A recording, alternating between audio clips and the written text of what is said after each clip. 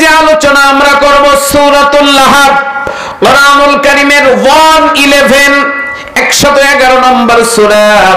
এই সূরাটি নাজিল হয়েছে মক্কায়, 30 নম্বর পারা, আয়াত সংখ্যা 5, রুকুর সংখ্যা 1, শব্দ রয়েছে 23টি, হরফ রয়েছে 77টি। আল্লাহর নবী জানিয়েছেন, কেউ যদি এই সূরাটি একবার তেলাওয়াত করে অথবা শোনে, তাহলে তার আমলনামায়, আমার মুসলমান ভাইরা, 770টি নেকি আল্লাহ পাক নগদ নাজরানা হিসাবে আমলনামার ব্যালেন্সে অ্যাক্টিভ করে দেয়। জোরে বলেন সুবহানাল্লাহ। আমার কলিজার টুকরা পাবনার সংগ্রামী মুসলমানেরা, তাফসীরে মাজহারি আল্লামা সানাউল্লাহ পানিপতি রাহমাতুল্লাহ আলাইহি লিখেছেন, কোন সূরা থেকে আলোচনা করতে হলে, শুনতে হলে, বুঝে আমল করতে হলে 5টি সাবজেক্টের উপরে আপনাকে খেয়াল রাখা লাগবে। 1 নাম্বার হলো বিশুদ্ধ তেলাওয়াত, 2 নাম্বার হলো সরল অনুবাদ, 3 নাম্বার শানে নুজুল, 4 নাম্বারে ব্যাখ্যা, 5 নাম্বারে ওই সূরা থেকে শিক্ষা গ্রহণ করে বাস্তব জীবনে আমল করে মহান রব্বুল আলামিনের জান্নাতুল ফিরদাউসের মেহমান হতে চাই। আল্লাহ রব্বুল আলামিন যেন আমাদেরকে কবুল করে নেয়। চিৎকার করে বলেন আমিন। আমার ভাইরা, চলুন আমরা ধারাবাহিক তাফসীরের ভিতরে ঢুকে যাই। আমার কলিজার টুকরা মুসলমানেরা, আল্লাহ রাব্বুল আলামিন 1 নাম্বার তেলাওয়াতের কথা বললেন, বিসমিল্লাহির রহমানির রহিম। তাব্বাত ইয়াদা আবি লাহাবি ওয়া তাব্বা মা আগনা আনহু মালুহু ওয়া মা কাসাব সায়াসলা নারান যাতা লাহাব ওয়া ইমরাআতুহু হাম্মালাতাল হাতাব ফি জিদিহা হাবলুম মিন মাসাদ। সাদাকতা ইয়া রাব্বাল আলামিন।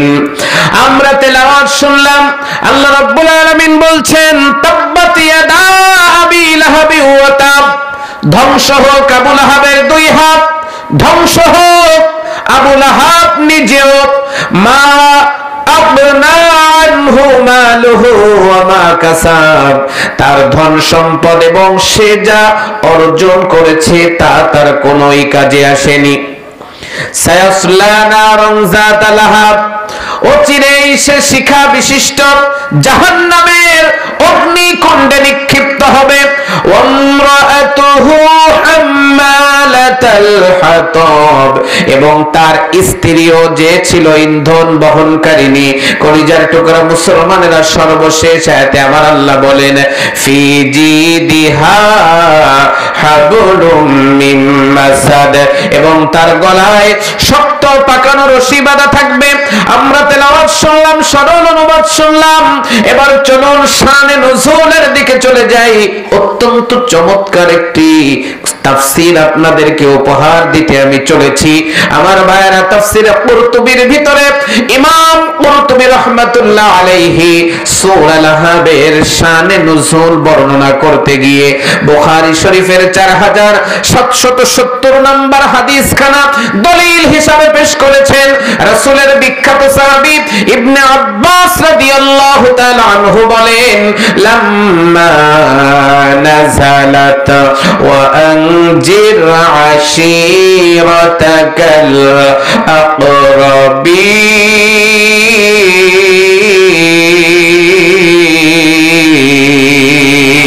আকরাবিন, রাসূলের উপরে আয়াতে কারিমা নাজিল হয়ে গেল।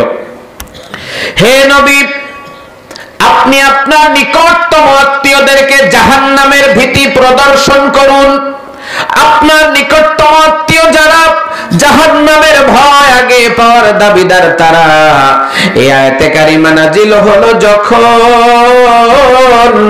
সাইদান নবী সাল্লাল্লাহু আলাইহি ওয়াসাল্লাম আল্লাহর নবী সাফা পাহাড়ে উঠলেন তখন ওয়াজালা ইউনাদি রাসূল এখান থেকে চিৎকার আরম্ভ করলেন ততক্ষণ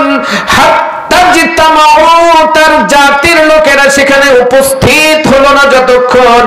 ইবনে আব্বাস রাদিয়াল্লাহু তাআলা আনহু বলেন রাসূলের এই চিৎকার এতটাই প্রভাব বিস্তার করেছিল ফাজাল আর-রাজুলু ইযা লাম ইস্তাতিউ আন ইয়াখরুজা রাসূলা, শারীরিক কারণে উপস্থিত হতে পারল না যারা, প্রতিনিধি পাঠালো তারা লিয়াং জুরমা হুয়া কি হয়েছে দেখার জন্য। ফাজাওয়ালা আবু লাহাব কুরাইশ, আবু লাহাব এবং কুরাইশদের প্রত্যেকটা গোত্র চলে আসলো যখন ওয়ালা রাসূলুল্লাহ সাল্লাল্লাহু আলাইহি ওয়াসাল্লাম আল্লাহর নবী বললেন তখন আরাআইতুকুম আখবারতুকুম, ও মক্কাবাসী তোমাদের অভিমতটা কি? আমি মুহাম্মদ যদি বলি আন্না খাইলান বিল ওয়াদি, ওই যে পাহাড়ের পিছনে বিশাল শত্রুদল প্রস্তুত আছে, তুরিদু আন তুদিরা আলাইকুম, তারা তোমাদেরকে ধ্বংস করে দিতে চায়। অকুনতুম মুসাদ্দিকি, আমি মুহাম্মাদের কথা কি তোমাদের বিশ্বাস হয়? বিশ্বনবী কথা বললেন যখন গোটা কাফেরের গোষ্ঠী মাথাটা নিচু করে দিল তখন, কিন্তু মাথা উঁচু রাখলো যিনি পৃথিবীর নাম্বার 1 বেয়াদব, তিনি নাম হলো তার আবু লাহাব। সবাই মাথা নিচু করলো, আবু লাহাব মাথা নিচু করলো না। আব্বা জানেরা আমার কলিজার টুকরা, পাবনার সংগ্রামী কলিজার টুকরা মুসলমানেরা, আবু লাহাবের মাথা নিচু হলো না। এখন আপনারা বলেন তো, হিদায়াতের মালিক যিনি, আসমান আর জমিনের মালিকও তিনি, চিৎকার করে বলেন তার নাম কি? আল্লাহর নবী পাহাড়ের উপরে, আবু লাহাব পাহাড়ের নিচ থেকে মাথা উঁচু করলো, হাত উঁচু করে বিশ্ব নবীকে পাথর মারলো এবং গালাগালি করে বলল তাব্বাল্লাকা সাইরাল ইয়াউম আলিহাজা জামাআতানা, হে মুহাম্মদ তোমার জীবনের প্রত্যেকটা দিন ধ্বংস হয়ে যাক, এই কারণেই কি তুমি আমাদেরকে এখানে একত্রিত করেছো? তোমার কি আর কোনো কথা নাই?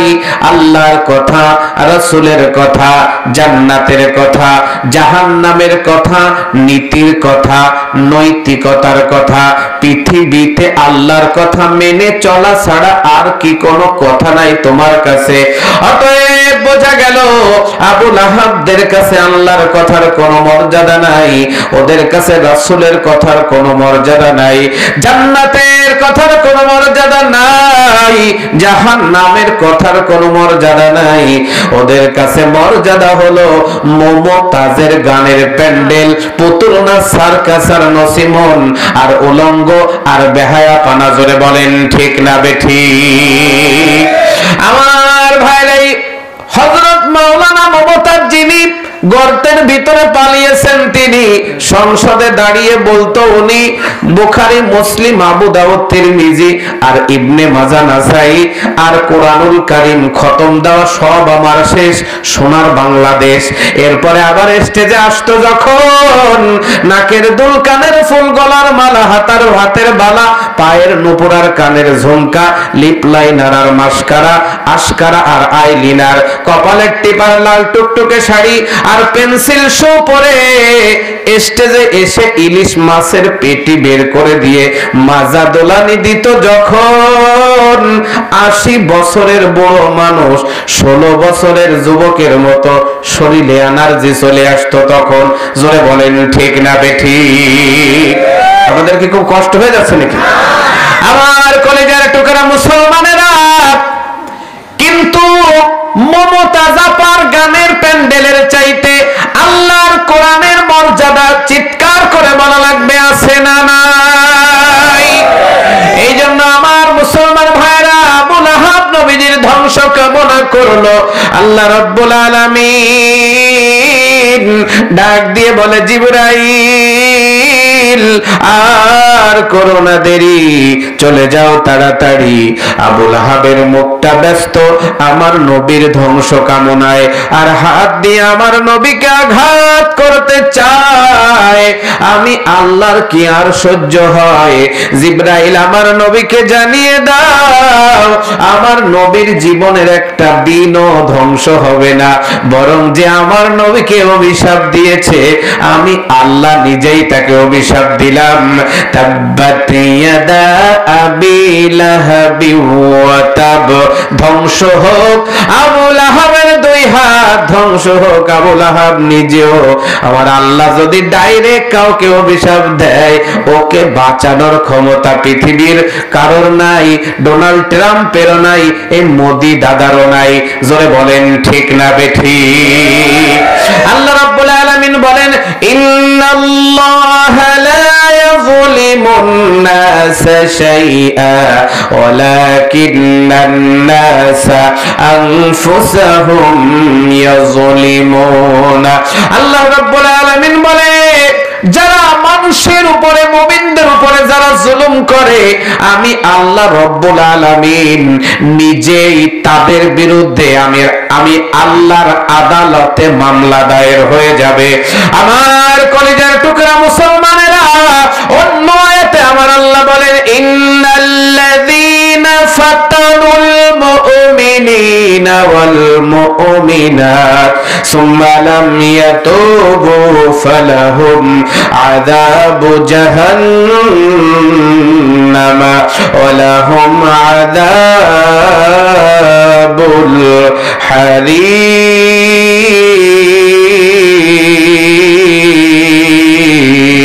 জোরে বলুন আল্লাহু আকবার। রাব্বুল আলামিন বলছেন, verily choose who put into trial the believing man and believing woman by torturing them and burning them, and then do not turn in repentance to Allah, then they will have the torment of hell and they will have the punishment of the burning fire। সূরা বুরুজ 30 নম্বর পারা 10 নম্বর পৃষ্ঠা 9, 10 এবং 11 নম্বর লাইনের প্রথম নম্বর উপর 10 নম্বর আয়াত। আল্লাহ রাব্বুল আলামিন বলে, ইন্নাল্লাযীনা ফাতানুল মুমিনিনা ওয়াল মুমিনাত, যারা নাকি নিরপরাধ মুমিন নরনারীর উপরে জুলুম করবে, সুম্মা লাম ইয়াতুবু, অতঃপর তওবা করবে না, আল্লাহর কাছে ক্ষমা চাইবে না, ফালাহুম আযাবু জাহান্নাম ওয়া লাহুম আযাবুল হারিক। আল্লাহ রাব্বুল আলামিন তাদের জন্য জাহান্নামকে তৈরি করে রেখেছেন। আমার ভাইরা, আল্লাহ সহজে কাউকে ধরে না, একবার জোরেই ধরে, বাপ বলার টাইমও দেয় না। জোরে বলেন ঠিক না বেঠিক? আমার কলিজার টুকরা মুসলমানরা, আল্লামা দেলোয়ার হোসেন সাইদি বলেছিল, গুণ খুন হত্যা বন্ধ করো, জুলুম নির্যাতন অত্যাচার বন্ধ করো, আলেমদেরকে জেলে ঢুকানো বন্ধ করো, তা না হলে দিন এমন আসবে পালানোর জন্য ইঁদুরের গর্ত খুঁজে পাবা না। বাংলার তৌহিদি জনতা গাছের গোড়া ধরে হালকা ঝাঁকি মারবে যখন, দিল্লির মামু বাড়িতে গিয়ে পড়বে তখন। আল্লামা সাইদির কথায় 100 মিল জোরে বলা লাগবে, আছে না নাই? আমার ভাইরা, এখন দরবেশ বাবা 36,000 কোটি টাকা নিয়ে নৌকায় করে দাড়ি কেটে পালাতে গেল যখন, পুলিশের হাতে কট খেলো তখন, বিচারপতি শামসুদ্দিন মালিকের বিচি খুঁজে পাওয়া যাচ্ছে না, হাউন আঙ্কেলের 3 ইঞ্চি এখন মোবাইলে ঘুরে বেড়াচ্ছে। জোরে বলেন ঠিক না বেঠিক? এই জন্য আমার ভাইরা, ইজ্জত দেওয়ার মালিক যিনি, চিৎকার করে বলা লাগবে কে তিনি। আমার ভাইরা, বিগত 16টি বছর এই বাংলার জমিনে একটা একটা নিষিদ্ধ ছাত্র সংগঠন বাংলাদেশ ছাত্রলীগের কর্মসূচি ছিল দুইটা। এক নম্বর হলো ইসলামের বিরুদ্ধে, আর দুই নম্বর হলো কোরআনুল কারীমের বিরুদ্ধে। আমার ভাইয়েরা, যুগে যুগে হক আর বাতিলের লড়াই চিরন্তন ছিল, আছে এবং কিয়ামত পর্যন্ত থাকবে। এই জন্য আমরা হকের পক্ষে থাকবো নাকি বাতিলের পক্ষে, বলেন তো? হকের পক্ষে না বাতিলের পক্ষে? আমরা হকের পক্ষে থাকবো, ইসলামের পক্ষে থাকবো, আলেম ওলামার পক্ষে থাকবো। হকের পথে থাকতে গিয়ে, কোরআনের পথে থাকতে গিয়ে, আল্লাহর জমিনে কোরআনের রাজ কায়েম করতে গিয়ে প্রয়োজনে ইসলামিক আন্দোলনের নেতৃবৃন্দের মতো ফাঁসির রশিতে ঝুলতে রাজি, প্রয়োজনে আল্লামা সাঈদীর মতো জীবন দিতে রাজি, সাঈদার মুগ্ধের মতো রাজপথে বুক টান টান করে দাঁড়িয়ে জালেমের গুলি খেয়ে রাজপথে রক্ত ঝরিয়ে মরতে রাজি। কিন্তু আমার ভাইয়েরা, আমরা হকের বিপক্ষে থাকতে কখনো রাজি না। জোরে বলেন ঠিক না বেঠিক? আমার কলিজার টুকরা মুসলমানেরা, ভালো করে লক্ষ্য করেন, অত্যন্ত চমৎকার আলোচনা। আমার ভাইয়েরা, আমি একটি হাদিস দিয়ে সূরা লাহাবের শানে নুজুলটা বর্ণনা করে ফেলেছি। এখন যদি আপনাদের অনুমতি পাই, সূরা লাহাবের তাফসীরের ভিতরে ডাইরেক্ট ঢুকে যেতে চাই। আমার ভাইয়েরা, কোরআন শোনার মতো আরেকটু এনার্জি আমাদের সবার শরীরের ভিতরে জোরে বলা লাগবে, আছে না? না?